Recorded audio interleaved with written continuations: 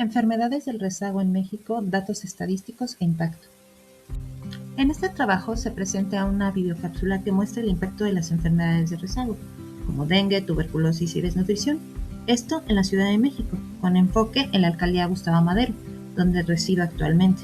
Como estudiante de gerencia en servicios de la salud, analizo datos oficiales de boletines epidemiológicos de la Secretaría de Salud, diagnóstico sanitario AGEPSA de la Ciudad de México, boletines semanales de servicios de salud de la Ciudad de México como componentes del SINAVE.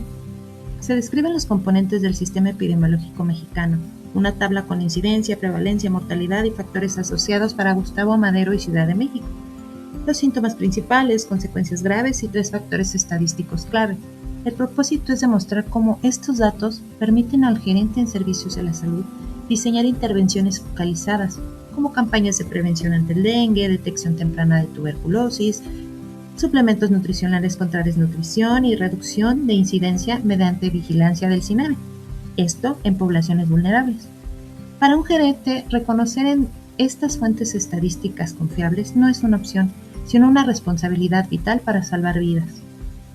Imaginemos por un momento a una madre en la colonia Martín Carrera en la alcaldía Gustavo Madero de Ciudad de México, velando el sueño de su hijo pequeño que no pudo vencer una diarrea simple, pero devastadora por la falta de agua limpia. O quizás a un padre luchando contra la tuberculosis separado de su familia porque no hubo diagnóstico a tiempo. Estas no son historias lejanas, son la cruda realidad de las enfermedades de rezago que aún roban sueños y futuro en México. En los contextos de miseria y necesidades básicas insatisfechas, los problemas de salud golpean primero a los más indefensos. Mujeres embarazadas desnutridas, niños que nacen débiles, familias enteras atrapadas en un ciclo de enfermedad y pobreza. Hablar de enfermedades de rezago no es solo epidemiología, es desnudar las desigualdades que México arrastra desde hace décadas. Estas enfermedades no son solo males del cuerpo, llevan el peso de la injusticia social, pues nacen y crecen en la pobreza pura. Como afirma Lemus, que la pobreza se caracteriza más bien por la privación o falta de acceso a los medios a través de los cuales las personas pueden materializar plenamente su potencial humano. Por eso la falta de acceso a la atención de salud, a la información o a un entorno que les permite llevar una vida sana forma parte en sí misma de la definición de pobreza. Componentes del sistema epidemiológico. Pues bueno, la Dirección General de Epidemiología de la Secretaría de Salud coordina el SINAVE a través del CONAVE a nivel nacional y nivel estatal, integrado por subsistemas como el SUIVE, el SUAVE, el ROW, el INER, el CESBER. Cada uno tiene una función específica. Por ejemplo, el SIUVE se encarga de las notificaciones semanales obligatorias desde unidades médicas. El SUAVE analiza las tendencias epidemiológicas. Y el ROVE, por medio de los hospitales, lleva un registro de vigilancia epidemiológica. Los diagnósticos de referencia para enfermedades complejas están encargados el INRED y el INDRE. Enfermedades con más prevalencia y causas principales. Las causas principales que perpetúan estas enfermedades en la alcaldía Gustavo Madero son, por ejemplo, en el caso del dengue, un factor importante en su transmisión es que muchas viviendas convierten sus azoteas en criaderos de mosquitos. Aproximadamente el 40% de las viviendas no cuentan con drenaje, lo que favorece la acumulación de agua de lluvia en llantas, cubetas y techos deteriorados, por ejemplo. Además, el cambio climático constituye otro factor muy importante y relevante, ya que el aumento de las temperaturas favorece a la reproducción del mosquito que produce el dengue y, como consecuencia, a la propagación de la enfermedad. En el caso de la tuberculosis, un factor importante en su desarrollo es el hacinamiento extremo, ya que aproximadamente el 45% de la población vive en cuartos compartidos, con un promedio de 4.2 personas por habitación, lo que facilita la transmisión de la enfermedad. Además, la alta prevalencia de diabetes, la presencia de VIH debilitan el sistema inmunológico, incrementando así el riesgo de infección y la progresión de la tuberculosis. En el caso de la desnutrición, el factor determinante es la inseguridad alimentaria. Está presente aproximadamente en el 42% de la población, ya que muchos mercados informales ofrecen principalmente alimentos ultraprocesados de bajo costo en comparación con frutas y fuentes de proteína, por ejemplo. Estos hogares no cuentan con ingresos suficientes para mantener una dieta balanceada, lo que incrementa el riesgo de malnutrición y deficiencias nutricionales. Enfermedades de rezago con más prevalencia en México. Esta tabla presenta las principales enfermedades asociadas al rezago epidemiológico en México. La tuberculosis registró 583 casos y aproximadamente 6.000 defunciones a nivel nacional, concentrándose principalmente en los estados de Michoacán, Sinaloa, Nuevo León y Ciudad de México. El dengue mostró 82 casos confirmados y 478 muertes, con mayor afectación en Sinaloa, Oaxaca, Guerrero y Jalisco.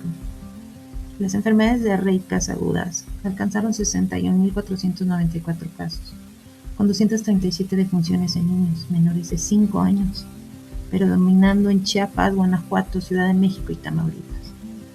Por su parte, la desnutrición crónica infantil afectó el 13.9% de los niños menores de 5 años, equivalente a casi 3.2 millones de casos. Enfermedades de rezago con más prevalencia en la alcaldía Gustavo Madero. En esta tabla se presenta la situación epidemiológica de la alcaldía Gustavo Madero, evidenciando la persistencia de enfermedades asociadas a condiciones de rezago social. En el caso de dengue se registraron 3 casos acumulados, relacionados principalmente con la presencia de azoteas utilizadas como criaderos y la falta de drenaje en aproximadamente el 40% de las viviendas.